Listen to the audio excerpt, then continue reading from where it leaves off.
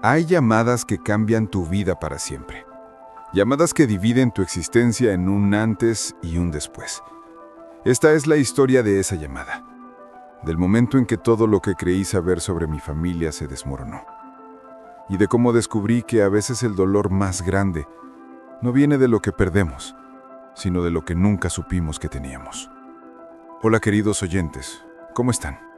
Se acerca un fin de semana más, y que Dios nos bendiga a todos. Y hoy, en nuestro 10º episodio, tenemos una historia sobre un drama muy fuerte vivido por nuestro oyente André. Así que antes de comenzar, escribe al canal y habla sobre dónde estás escuchando esta historia. ¿Qué país será el primero?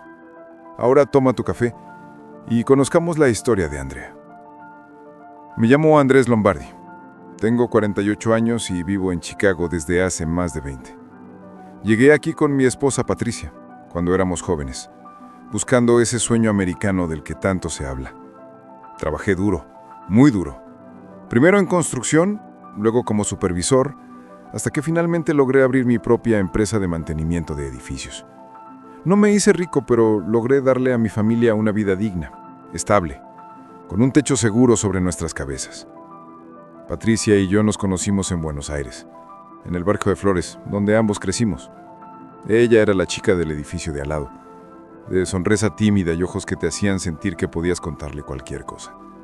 Nos casamos jóvenes, demasiado jóvenes quizás, pero estábamos enamorados y convencidos de que juntos podíamos conquistar el mundo. 3 años después de llegar a Chicago, nació nuestro hijo Mateo, y con él llegó la luz más grande de mi vida. Mateo era todo lo que un padre podría desear. Inteligente, curioso, con ese corazón noble que te hace creer que todavía hay esperanza en el mundo. Desde pequeño mostró talento para la música. A los 7 años ya tocaba la guitarra mejor que muchos adultos. A los 14 componía sus propias canciones. Yo trabajaba largas jornadas, a veces hasta 12 horas al día, pero siempre hacía tiempo para escucharlo tocar. Esos eran mis momentos favoritos. Llegar a casa cansado, con las manos ásperas del trabajo, y sentarme en el sofá a escuchar a mi hijo crear arte. Patricia era una buena madre. Al menos eso creía yo. Se ocupaba de la casa, de Mateo, de mantener todo en orden mientras yo salía a trabajar. Nuestra relación no era perfecta, ninguna lo es después de tantos años.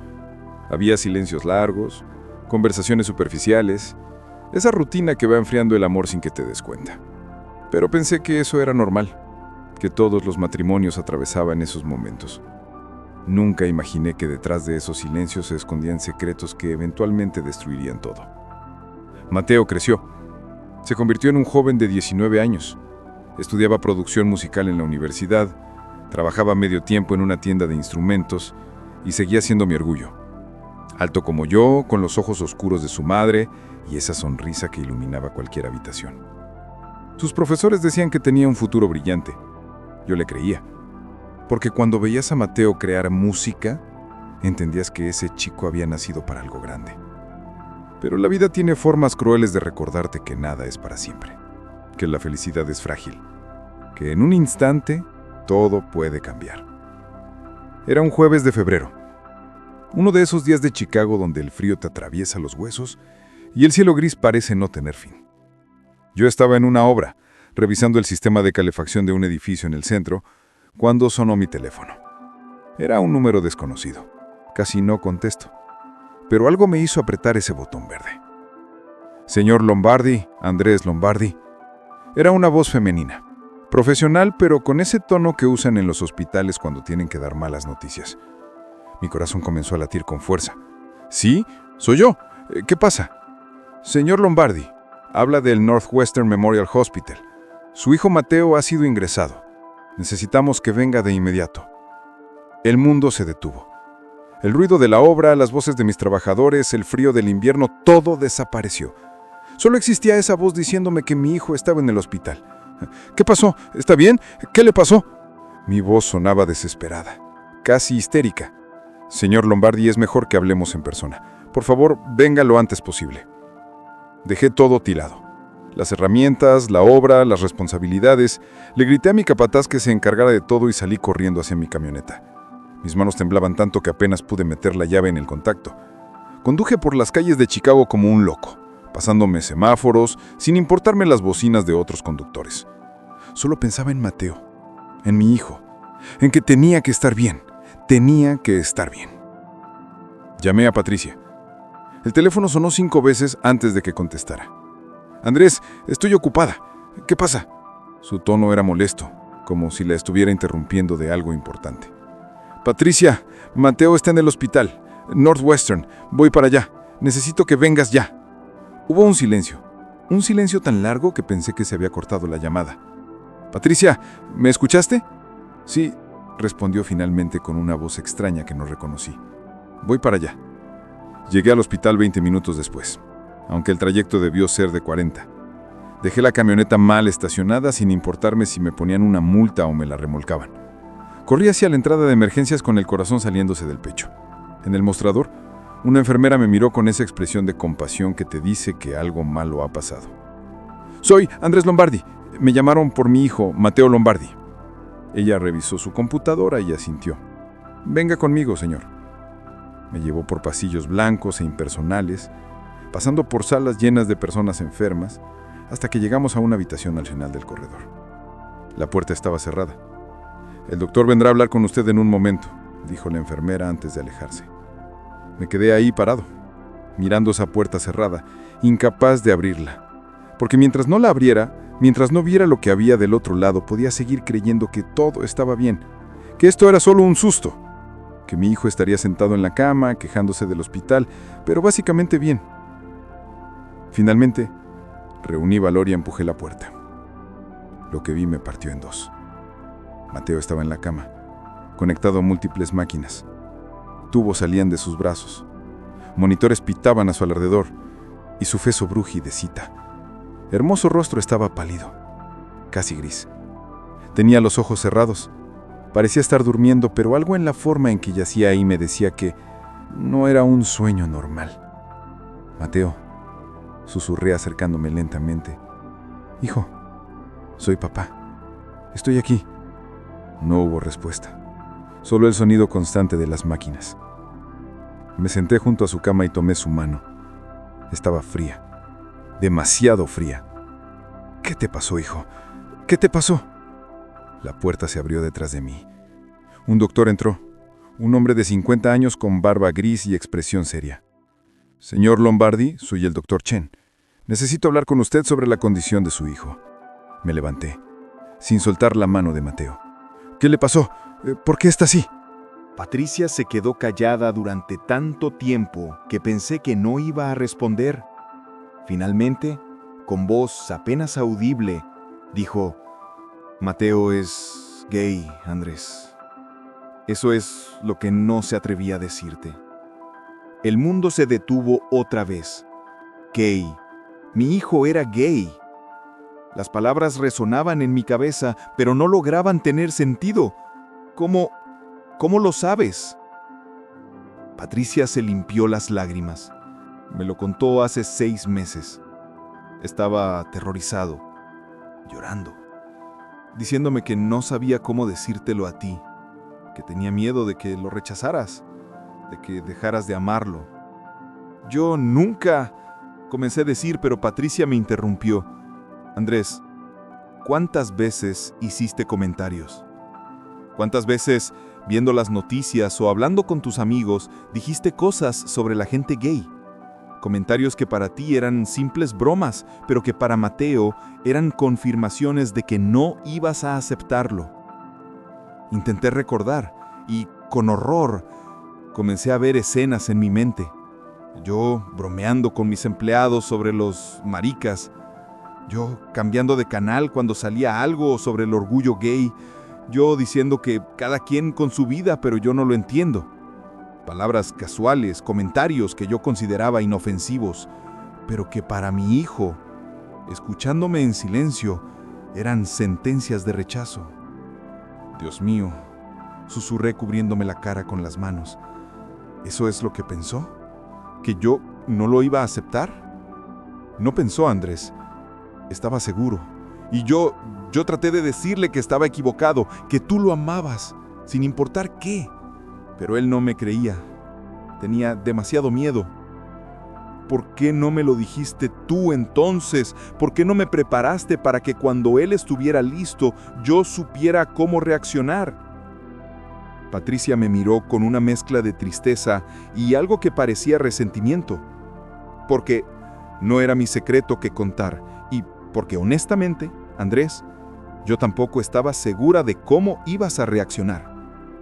Esas palabras me golpearon más fuerte que todo lo demás.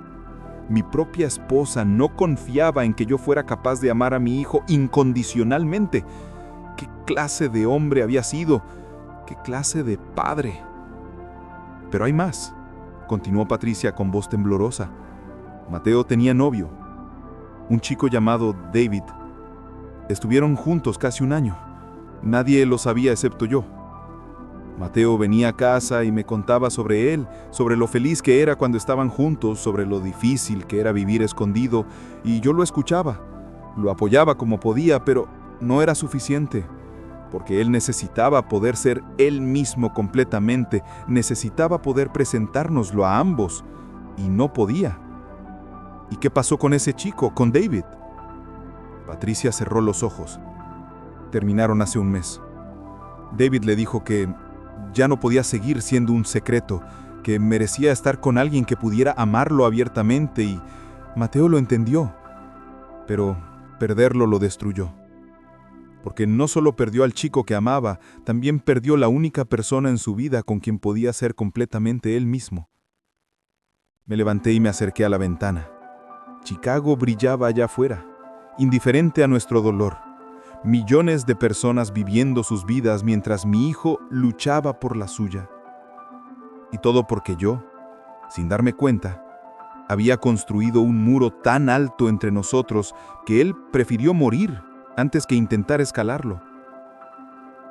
Si se despierta, dije con voz quebrada, si Dios me da una segunda oportunidad con mi hijo, juro que voy a ser diferente. Juro que voy a amarlo exactamente como es, sin condiciones, sin juicios. No es si se despierta, es cuando se despierte, porque tiene que despertar, Andrés. Tiene que despertar porque necesita saber que sus padres lo aman, ambos. El día 7 llegó con noticias que nos llenaron de esperanza y terror al mismo tiempo. El doctor Chen entró a la habitación temprano por la mañana con una expresión que era difícil de leer. Señores Lombardi, vamos a comenzar a reducir la sedación. Si todo va bien, Mateo debería despertar en las próximas horas. Mi corazón dio un salto. ¿Va a estar bien? ¿Va a poder? ¿Va a ser el mismo? El doctor dudó antes de responder. No podemos saber con certeza hasta que despierte. El daño cerebral por falta de oxígeno es impredecible. Puede que esté completamente bien o que haya secuelas cognitivas, motoras, de memoria. Tenemos que esperar y ver. Patricia y yo nos quedamos junto a su cama todo ese día, viendo cómo lentamente las máquinas iban haciendo menos trabajo y el cuerpo de Mateo comenzaba a tomar el control. Cada pequeño movimiento de sus dedos, cada cambio en su respiración, lo registrábamos como si fueran milagros, y supongo que lo eran. Fue alrededor de las 5 de la tarde cuando finalmente pasó. Los ojos de Mateo comenzaron a moverse detrás de los párpados. Luego, lentamente, muy lentamente, los abrió. Estaban confundidos, desorientados, tratando de enfocar. «Mateo», susurré acercándome. «Hijo, soy papá. Estás en el hospital. Estás a salvo». Sus ojos me encontraron. Hubo un momento de reconocimiento. Luego intentó hablar, pero el tubo en su garganta se lo impedía. El doctor Chen, que había entrado al escuchar las alertas de las máquinas, se acercó rápidamente. «Mateo, voy a quitarte el tubo. Va a ser incómodo, pero rápido. ¿Está bien?» Mateo asintió débilmente. El proceso fue horrible de ver. Mateo tosiendo, ahogándose, con lágrimas en los ojos, pero finalmente el tubo salió y él pudo respirar por sí mismo. Patricia le ofreció agua que tomó con manos temblorosas. ¿Dónde estoy?», preguntó con voz ronca. «En el hospital, hijo. Estuviste muy enfermo, pero ya estás mejor. Ya estás con nosotros». Sus ojos se llenaron de lágrimas. No debería estar aquí. Se suponía que... Su voz se quebró. Se suponía que todo iba a terminar. Mis propias lágrimas comenzaron a caer. Hijo, me alegra tanto que no terminara. Me alegra tanto que sigas aquí con nosotros. Mateo me miró con una expresión de dolor tan profundo que me partió el alma. Pero, ¿por qué, papá? ¿Por qué te alegra? Cuando te enteres de quién soy realmente, de lo que soy, no vas a querer que esté aquí. Ya lo sé, hijo. Ya lo sé todo. Y sigo queriendo que estés aquí. Sigo necesitando que estés aquí. Su rostro mostró shock. ¿Mamá te lo dijo? Miró a Patricia con algo que parecía traición. Hijo, ella tuvo que decírmelo.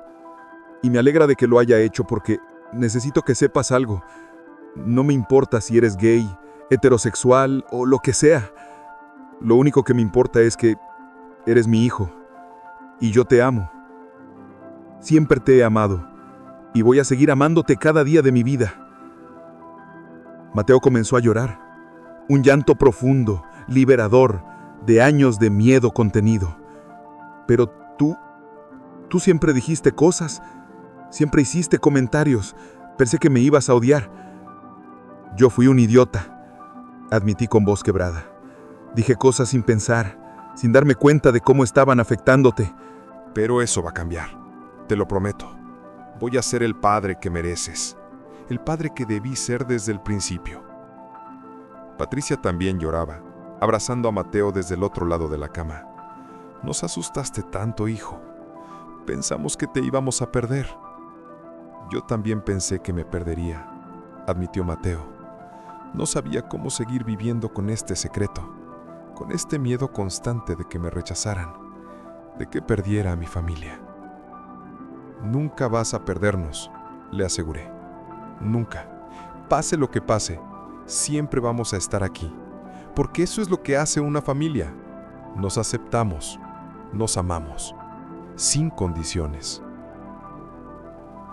Los días siguientes en el hospital fueron un proceso de descubrimiento, no solo para Mateo, que tenía que recuperarse físicamente y enfrentar las consecuencias de lo que había hecho, sino para mí también. Comencé a ver a mi hijo con ojos completamente nuevos, ya no como la proyección de lo que yo quería que fuera, sino como la persona que realmente era. Me contó sobre David, sobre cómo se conocieron en una clase de producción musical, sobre su primera cita en un pequeño café en Wicker Park, donde nadie los conocía, sobre cómo por primera vez en su vida se sintió visto, aceptado, amado por quien realmente era, y sobre el dolor devastador de tener que terminar esa relación porque no podía vivir dividido entre dos mundos. ¿Todavía lo amas?, le pregunté una tarde mientras Patricia había salido a comprar comida. Mateo asintió, con lágrimas en los ojos. Más que a nada. Pero él tiene razón. Él merece a alguien que pueda amarlo abiertamente, no a alguien que tiene que esconderlo como si fuera algo embarazoso. Hijo, le dije tomando su mano, si quieres llamarlo, si quieres que venga a visitarte, está bien. Completamente bien. De hecho, me gustaría conocerlo. Si tú quieres, claro. Mateo me miró con incredulidad. ¿En serio, papá? ¿No te molesta? Lo único que me molesta es haberte hecho sentir que tenías que esconder una parte tan importante de ti, respondió honestamente. Pero eso va a cambiar. Quiero conocer a las personas importantes en tu vida. Quiero que te sientas libre de ser tú mismo en tu propia casa, en tu propia familia. Mateo llamó a David esa misma noche. La conversación fue larga, emocional. Escuché a mi hijo llorar, reír, disculparse. Y cuando colgó me dijo con una sonrisa tímida, va a venir mañana. Está nervioso de conocerte. Yo también estoy nervioso, pero por las razones correctas esta vez. David llegó al día siguiente. Era un chico alto, de origen asiático, con una sonrisa amable y ojos que se iluminaban cada vez que miraba a Mateo. Se veía que lo amaba, se veía que lo cuidaba de él, y eso era todo lo que yo necesitaba saber. Le extendí la mano cuando entró. David, gracias por venir. Soy Andrés, el padre de Mateo. Él estrechó mi mano nerviosamente. Señor Lombardi, es un honor conocerlo. Mateo habla mucho de usted. Espero que ahora hable cosas buenas, dije intentando aligerar el ambiente. David sonrió. Siempre habla cosas buenas, aunque no siempre lo crea. Los dejé solos por un rato. Necesitaban tiempo para hablar, para reconectarse. Cuando volví una hora después, los encontré tomados de la mano, con Mateo luciendo más vivo de lo que había estado en días. Papá, David y yo vamos a intentarlo de nuevo, pero esta vez bien, sin secretos, sin escondernos. Me parece perfecto, hijo. Y David, eres bienvenido en nuestra casa cuando quieras, como parte de esta familia. Vi como los ojos de David se llenaban de lágrimas. Gracias, señor Lombardi. Eso significa mucho. Para ambos. Patricia también conoció oficialmente a David. Y aunque siempre había sabido de su existencia, verlos juntos abiertamente, ver a su hijo poder expresar su amor sin miedo, la hizo llorar. Cuídalo, le dijo a David abrazándolo. Es lo más preciado que tenemos. Lo haré, prometió David, con mi vida. Mateo fue dado de alta 2 semanas después. Los doctores confirmaron que, milagrosamente, no había sufrido daño renal permanente. Sería un largo camino de recuperación física y especialmente emocional. Pero estaba vivo, y eso era lo único que importaba. El viaje a casa fue silencioso. Mateo miraba por la ventana, viendo las calles de Chicago pasar, quizá recordando la última vez que las había visto, cuando pensó que nunca las volvería a ver. Patricia conducía, y yo iba en el asiento trasero con Mateo, sin soltar su mano. Cuando llegamos a casa, algo había cambiado. No físicamente, la casa era la misma, pero la energía era diferente. Como si al casi perder todo, hubiéramos ganado algo más valioso: honestidad, verdad, conexión real. Esa noche, después de que Mateo se fuera a dormir, Patricia y yo tuvimos la conversación que habíamos estado postergando. Andrés, necesito que hablemos sobre nosotros, sobre nuestro matrimonio, porque hace años que estamos juntos pero no conectados. Tenías razón. Lo sé, admití. He estado tan enfocado en trabajar, en proveer, que olvidé lo más importante: estar presente. Para ti, para Mateo. Fui un fantasma en mi propia casa.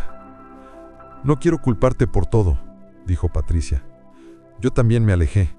Me enfoqué tanto en ser madre que olvidé ser esposa y guardé tantos secretos, pensando que estaba protegiendo a Mateo, que construí muros entre nosotros. ¿Podemos arreglarlo?, pregunté con vulnerabilidad que no me había permitido sentir en años. ¿Quieres arreglarlo? Patricia se quedó pensativa un largo momento. Creo que necesito tiempo para pensar, para entender qué es lo que quiero, pero sí sé algo. Quiero que seamos buenos padres para Mateo. Juntos o separados, eso es lo más importante ahora.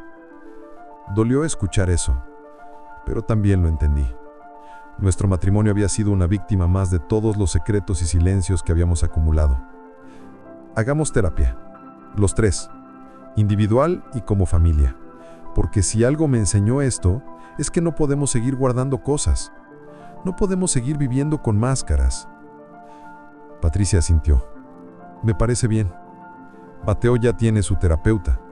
Nosotros también deberíamos buscar ayuda. Y así comenzó un nuevo capítulo. Uno donde las conversaciones difíciles eran bienvenidas. Donde las emociones podían expresarse sin miedo. Donde ser vulnerable no era debilidad, sino fortaleza. David se convirtió en presencia constante en nuestra casa. Al principio yo estaba incómodo, no voy a mentir. No porque fuera un chico, sino porque todo era nuevo para mí. Pero con el tiempo comencé a ver más allá de mis propios prejuicios. Vi cómo David hacía reír a Mateo, cómo lo cuidaba cuando tenía días difíciles, cómo lo amaba con una devoción que cualquier padre desearía para su hijo. Una tarde, David me encontró solo en la cocina. «Señor Lombardi, ¿puedo hablar con usted?» «Claro, David. Y por favor, llámame Andrés». Él sonrió nerviosamente. «Andrés, solo quiero que sepas que entiendo lo difícil que debe ser esto para ti. Sé que no esperabas que tu hijo fuera gay. Sé que no esperabas conocer a su novio en estas circunstancias, pero quiero que sepas que amo a Mateo, con todo mi corazón, y voy a hacer todo lo posible para hacerlo feliz».